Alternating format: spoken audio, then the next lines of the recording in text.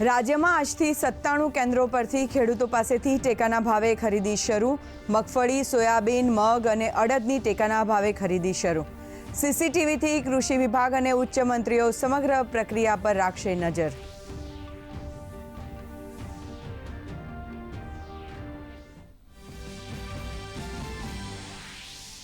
મુખ્યમંત્રી ભૂપેન્દ્ર પટેલે જૂનાગઢથી યુનિટી માર્ચના ભાગરૂપે રાજ્યવ્યાપી પદયાત્રાનો કરાવ્યો આરંભ। આત્મનિર્ભર ભારતના સંકલ્પને સાકાર કરવા સ્વદેશી ચીજવસ્તુઓના ઉપયોગના મુખ્યમંત્રીએ લેવડાવ્યા શપથ।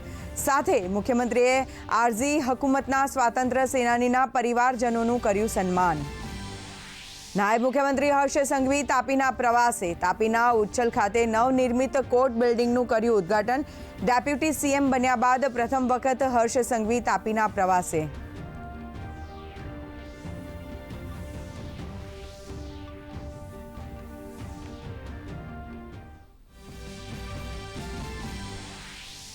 કૃષિ મંત્રી જીતુ વાઘાણીએ ગાંધીનગરના નાંદોલ અને વીરા તલાવડી ગામના અસરગ્રસ્ત ખેડૂતોની લીધી મુલાકાત। મંત્રીએ ખેડૂતો સાથે સંવાદ કરી સરકાર તેમની પડખે હોવાનો અપાવ્યો વિશ્વાસ। તો ખેડૂતોએ પણ રાહત પેકેજના નિર્ણય પર સરકાર અને મંત્રીનો માન્યો આભાર।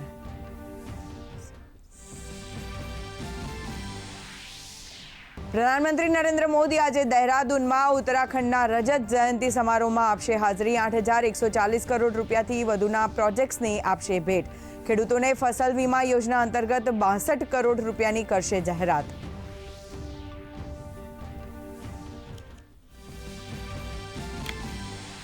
રાષ્ટ્રપતિ દ્રૌપદી મુર્મુ 2 આફ્રિકી દેશોની મુલાકાત દરમિયાન પહોંચ્યા અંગોલા। રાષ્ટ્રપતિ આજે અંગોલાના રાષ્ટ્રપતિ જો આઉ લોરેન્કો સાથે કરશે દ્વિપક્ષીય બેઠક। ખેતી, ઉર્જા, વ્યાપાર, રોકાણ, ટેકનોલોજી, સંરક્ષણ જેવા પાયાના મુદ્દાઓ પર પણ કરશે ચર્ચા।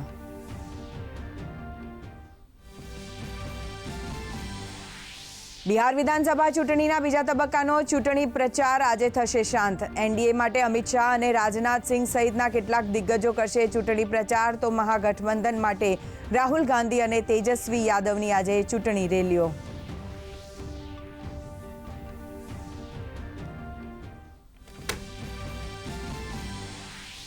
રાજ્યમાં ચોમાસાની વિદાય સાથે ગુલાબી ઠંડીની શરૂઆત। રાજ્યમાં તાપમાનમાં 3 ડિગ્રીનો ઘટાડો। ગાંધીનગરમાં સૌથી ઓછું તાપમાન 14 ડિગ્રી નોંધાયું। પવનની દિશા બદલાતા તાપમાનમાં નોંધાયો ઘટાડો।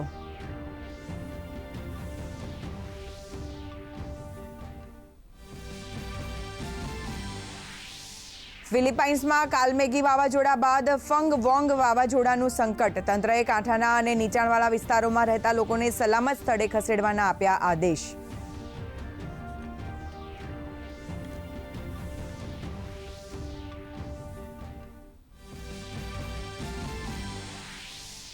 અને ફીડે વર્લ્ડ કપ 2025માં 4 ભારતીય ખેલાડીઓ અર્જુન, પ્રજ્ઞાનંદ, હરિકૃષ્ણ અને પ્રણવે ચોથા રાઉન્ડમાં મેળવ્યું સ્થાન। તો વર્લ્ડ ચેમ્પિયન ડી ગુકેશનો ત્રીજા રાઉન્ડમાં પરાજય થતાં વર્લ્ડ કપમાંથી થયા બહાર।